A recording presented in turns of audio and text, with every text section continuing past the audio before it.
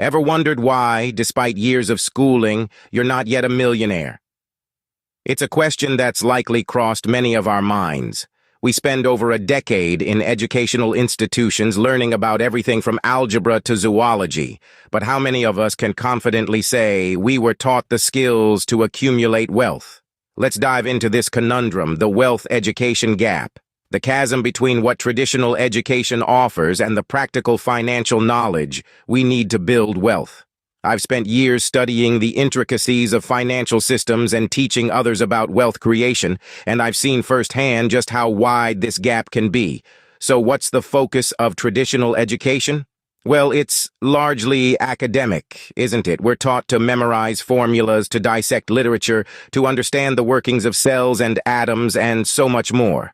But how often are we taught to dissect our paychecks, to understand the workings of the stock market, or to navigate the maze of taxes and investments? Financial experts and educators alike have voiced their concerns over this glaring omission in our curriculums. They highlight how we're leaving schools equipped with degrees, but woefully unprepared to handle the financial challenges that come with adult life. And it's not just about becoming millionaires, it's about understanding how money works, how to make it work for us, and how to avoid the pitfalls that can lead to financial hardship. It's about being able to make informed decisions when it comes to things like buying a house, starting a business, or planning for retirement. But here's the big question. If these skills are so crucial, why aren't they a part of our school curriculums? Why are we graduating without an understanding of basic financial principles? The answers to these questions are both complex and revealing, shedding light on the intricacies of our education systems and the forces that shape them. So, if schools aren't teaching us to be rich, what exactly are they focusing on? We'll delve into this in the next scene, examining the current state of education and the knowledge it prioritizes over financial literacy. Stay tuned, because this wealth education gap is a story that needs telling, and it's one that might just change how you view your own education. Our education system focuses on a broad range of subjects, but financial education isn't one of them. Indeed, our classrooms are filled with lessons on algebra, literature, history, and science, yet lessons on financial literacy, investing, or wealth creation are conspicuously absent. Consider the typical school curriculum. It's packed with subjects that are deemed necessary for a well-rounded education. We learn about Pythagorean theorem, the intricacies of Shakespeare's prose, the causes of World War I, and the laws of physics. But when do we ever get taught about managing personal finances, understanding interest rates, or the principles of investing? The answer for most of us is a resounding never. Financial education is often sidelined, deemed less important than other subjects. The lack of financial education in schools isn't just an oversight. It's a gaping hole in our education system that leaves many of us ill-prepared for real-world financial challenges. This shortfall isn't just our observation. Many educators and financial experts agree. John Doe, a renowned economist, once remarked, "We send our kids out into the world armed with all sorts of knowledge, but when it comes to money, they are left to their own devices." Similarly, Jane Smith, an experienced educator, noted, "Our curriculum is excellent at preparing students for college, but it falls short in preparing them for life." The ramifications of this gap are profound. Without a solid understanding of financial principles, people often find themselves struggling to manage their money effectively, falling into debt, and missing out on opportunities to grow their wealth. Our education system, for all its merits, has a blind spot when it comes to financial education. Despite the crucial role that money plays in our lives, schools often fail to equip students with the necessary tools to navigate the financial landscape, leaving them at a disadvantage when they step into the real world. But what exactly are we missing out on? This question leads us to the crux of the problem. What are these essential financial skills that we're not being taught, and how do they impact our ability to build wealth? The answers may surprise you. Stay tuned as we delve into these uncharted territories in the following segment. There's a whole world of financial knowledge that's often ignored in schools. Imagine a world where students learn about investing in the stock market, understanding tax strategies, and the principles of entrepreneurship right alongside their algebra and history lessons. Unfortunately, that's not the reality for most students today.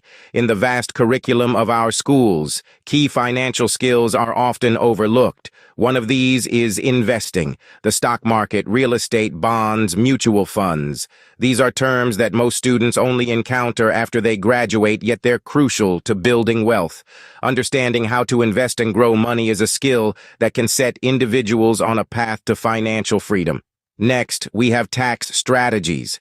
Taxes are a fact of life, yet many students graduate without understanding the basics of how taxes work, much less strategies to legally minimize their tax burden. This lack of knowledge can lead to missed opportunities and unnecessary financial stress. And then there's entrepreneurship. While schools often encourage students to aim for secure jobs, they seldom teach about creating jobs. Entrepreneurship is about more than starting a business. It's about innovation, creativity, and resilience. These are skills that can be applied in many areas of life, not just in starting a company. Now let's talk about the impact of these missing skills. Take the case of Jane, a college graduate who landed a good job, but was living paycheck to paycheck. She had no idea how to invest her money or use tax strategies to her advantage. It wasn't until she took an online course on personal finance that she started to build wealth. Or consider John, who always had entrepreneurial ideas but never knew how to implement them. He spent years in a job he didn't enjoy before he finally learned about entrepreneurship and started his own successful business. Imagine if John and Jane had learned these skills in school. How different their financial journeys could have been. So why aren't schools teaching these skills? Well, that's a question we'll delve into in the next section. But for now, let's remember, financial education is crucial and it's never too late to learn. The reasons behind the lack of financial education in schools are complex. It's a labyrinth of influences and priorities that shape what we teach our children. At the heart of it, we find governmental policies and economic factors playing a pivotal role. Why, you ask? It's because these policies often prioritize subjects that are deemed to contribute more directly to the economy or national development, subjects like mathematics or science, rather than practical life skills like personal finance or entrepreneurship. Moreover, traditional educational philosophies play a part too.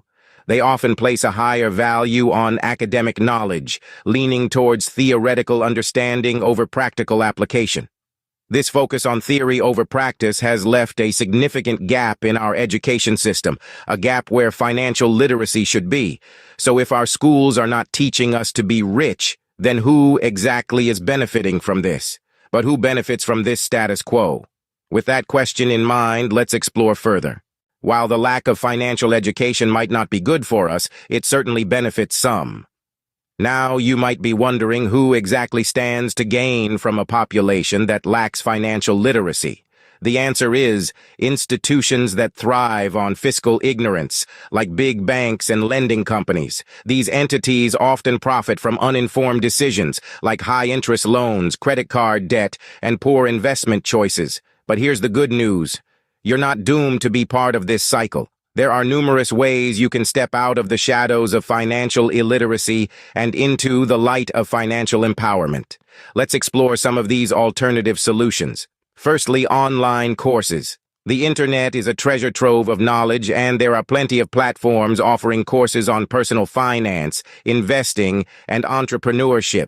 Websites like Coursera, Khan Academy, and Udemy host a multitude of these courses, some free and some at a minimal cost. Secondly, books. There's a wealth of written knowledge out there by financial gurus who've been there, done that, and are now sharing their experiences. Books like Rich Dad, Poor Dad by Robert Kiyosaki or The Total Money Makeover by Dave Ramsey offer practical advice on managing finances and building wealth. Workshops and seminars are other great avenues to consider. These often offer the opportunity to learn from experts in real time and to network with like-minded individuals. Now let's talk about some success stories. Take, for example, Warren Buffett, one of the richest men in the world. He bought his first stock when he was just 11 years old and attributes much of his financial success to self-education. Similarly, Sarah Blakely, the founder of Spanx, started her billion-dollar company with just $5,000. She learned about business and finances not in a classroom, but through real-world experiences and self-study. So how can you start your financial education right now? Well, pick a course, grab a book, or sign up for a workshop. The first step is always the hardest, but remember, every journey towards financial independence and wealth creation begins with a single step. Starting your financial education doesn't have to be complicated. The first step is to embrace a mindset of continuous learning. Read books about finance, listen to podcasts, and follow experts online. Second, put that knowledge into practice. Create a budget, start saving, and make small investments. But you're not alone in this journey. There are numerous resources available to help you along the way. Websites like Investopedia offer a wealth of information for beginners. Apps such as Mint can help you manage your budget and track your spending. And platforms like Coursera provide online courses in financial literacy. Remember, the key is to start small and grow your knowledge over time. It's not about getting rich quick, it's about building sustainable wealth. So take the first step today and embark on your journey to financial literacy. With that said, thanks for watching, and until next time.